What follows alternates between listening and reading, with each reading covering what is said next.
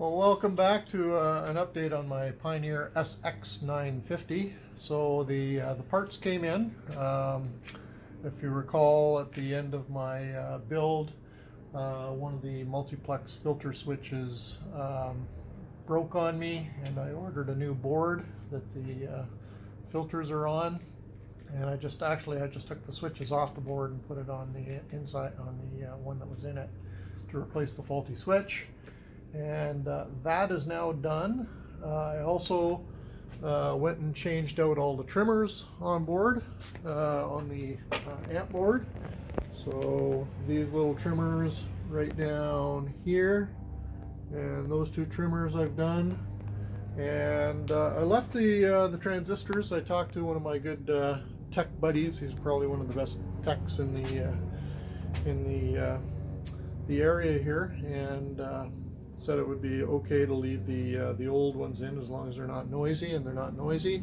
I do have replacements. I've got about 100 of replacements, so I can do some transistor matching, and you can actually see the ones with the dots here on the amp board. There's two there and two there. I've got replacements for those, but they're working good, so why mess with it? And why risk doing a bad install or something like that? So we'll leave it as is for now, and everything else I've completed all my tasks. So I had a chipped glass display, and what I ended up doing is I went to a custom glass place, and they couldn't actually cut the hole because it's too close to the edge, they said. I said, well, why don't you cut it out of a bigger sheet of glass? And they said, no, that's what our subsidiaries are saying. So anyway, what I did was I used a sheet of super clear plexiglass, and actually, quite honestly, I can't tell the difference. So I do have the original glass, but I put this in, and now there's no faults or anything on it, and it's looking good. The other thing is, and I'm going to stop the video here, and I'm going to go to the forward mode so I can better take some photos here. So as you can see, there's the receiver. You can see the glass is just beautiful in it. It's plexiglass, but super thin, but super clear. You can't actually tell the difference between that and glass. I can't see anyway. But the other one, the glass piece had a big chip out of it, so now it looks just perfect. And here's the switch that I replaced. So now it's fully functioning. And then I changed out, as I mentioned, these trimmers right here. And because this is the type of amplifier, if the trimmers fail open, then or closed, I think, then you can actually wipe out your output transistors. So it's unfortunately that kind of a design. So I wanted to put really good trimmers in there so I don't have that problem down the road, as the old ones were getting old and worn. So yeah, everything else is working really good. And what I also decided to do, here was the old cabinet that well, that's not the old cabinet. The old cabinet is over here on the ground. That's the one that was all chipped and cracked and everything. And one of the first things I did while I was waiting for all the parts is I built a new cabinet.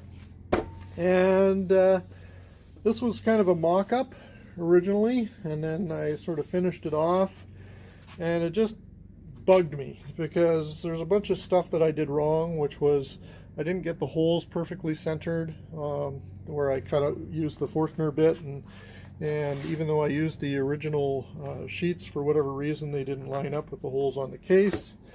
And the other thing is I didn't pre-treat the birch plywood, birch veneer plywood, with pre-stain, and as you can see, there's lots of blotching, and then I had some sanding errors here, and it just, it wasn't good enough, and I didn't like it. It always bugged me.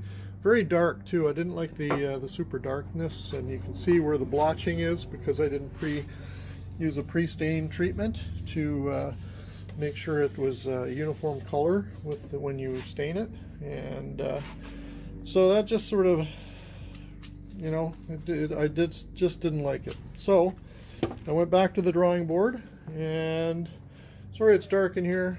Somebody's out mowing the lawn, so I had to close the garage door.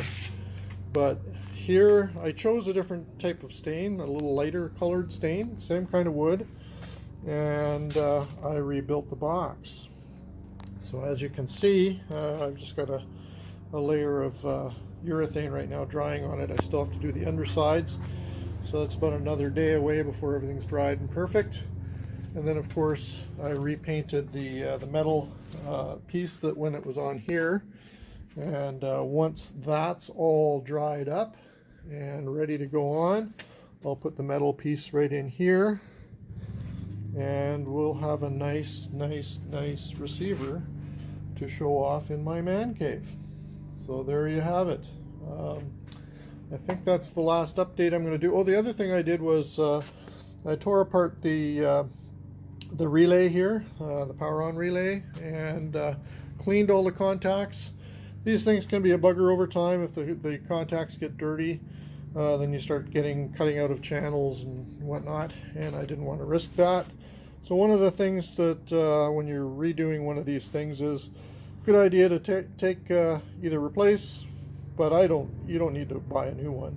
I just pop the cover, I take it out, pop the cover off, and then gently clean the relays. You don't want to use anything abrasive or anything, just a piece of paper and some soaked in D5, or there's this stuff that I use, which comes in a can. I can't remember the name of it, but it's gentle on it, but will clean off the contacts good as new. So you won't have any problems with that down the line. And the other thing is to take the output transistor and just put new grease on them, because they're getting on to be, the grease gets all dried out and everything, and it's good to be able to dissipate the heat on these things.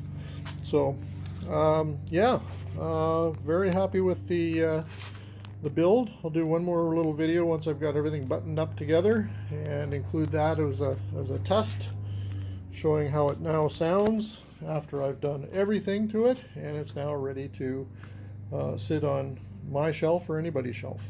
So more to follow. Well, folks, here she is in all her glory, all complete. So I've done all of the updates that I had indicated that I would do in part 9 of my video series here on this Pioneer SX950 stereo receiver restoration project. And as you can see, I changed out the cabinet. I didn't like the original cabinet that I had built. I didn't do such a good job of staining because I didn't do a pre-stain on it. So I built another one, and that's the new case, and I think it looks a lot nicer than the old one. I found that by not pre-staining it, it was blotching the stain, and it just didn't look good. So there you have it, the new cabinet that I built, and I'm very happy with how it turned out. So other things that I did to this to make it whole, I guess, is I reported earlier that this multiplex noise filter switch had come apart in my hands when I was trying to clean it, and I was unable to successfully get it back together. So I ordered a board from a fellow out east in Eastern Canada. Actually, it was in the States. I got it for $8, but $16 in shipping. And I ended up taking the switches off the board because it was just easier to take the switches off and put them and replace them on the board without having to resolder the board in and everything. So now that works just fabulous. And I also replaced the glass face that had a big crack in it, a big divot in it. So I was unable to get a custom glass face for it. So what I did was I used clear plexiglass, and I have a plexiglass bending machine, and I work a lot with plexiglass, and actually it looks absolutely fantastic. You can't tell a difference. So there you go, new faceplate that looks beautiful. The front of the machine is just beautiful. It's in really good shape. A few little nicks and stuff on the surface on the top, but that's probably just from people stacking stuff on it over the years. But the good thing is the front faceplate is in really good nick. So hooked up to it, I've got a Thorns turntable that I had rebuilt, and I had recently done a video on changing out the belts and doing a grounding mod on this Nakamichi CR3. It's a 3-head cassette deck. And then of course I've got the FM tuner built into it, plugged into some Acoustic Research AR38S speakers that I have. I've got the bigger brother 48s in the closet back there, but I like these ones the best.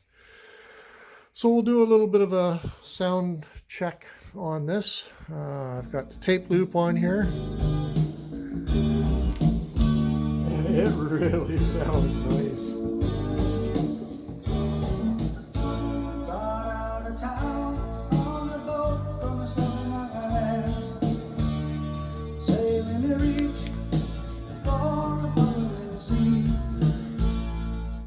And as promised, I changed out all the trimmers on the amplifier board.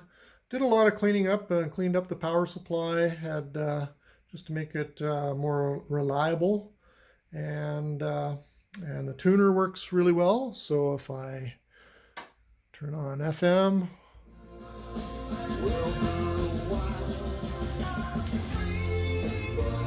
that's the FM tuner down in the basement, just with the antenna that's on the back of the receiver. So pretty spectacular reception for the basement.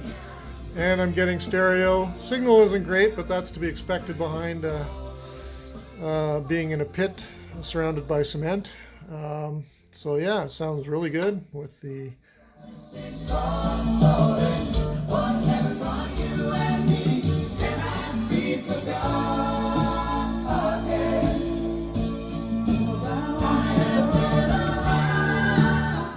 and there you have it. Sounding really, really good. And that completes my restoration. I have nothing left to do on it, and it's now occupying some space in my man cave here. A lot of other gear that I've rebuilt, including my quad Austin Powers Edition preamp and amplifier, and then a Thorns turntable. Yeah, it's German, I know. But I also made that to match the British Heritage quad from Huntington, England, stereo gear that I rebuilt with Dada kits. And I've got another Nakamichi and some more Dynaco gear that I've rebuilt. And there you have it. My Pioneer SX950 looking beautiful in all her glory. So thank you for watching.